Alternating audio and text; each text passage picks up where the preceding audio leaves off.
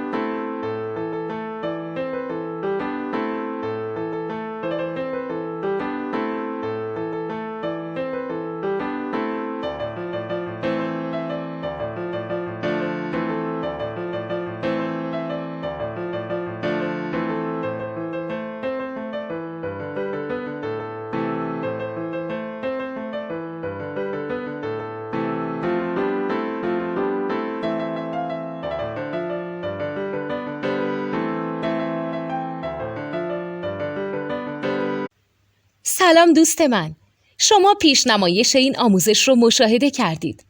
برای دیدن آموزش به صورت کامل میتونید به وبسایت نوت2 که مرجع آموزش موسیقی هست مراجعه کنید.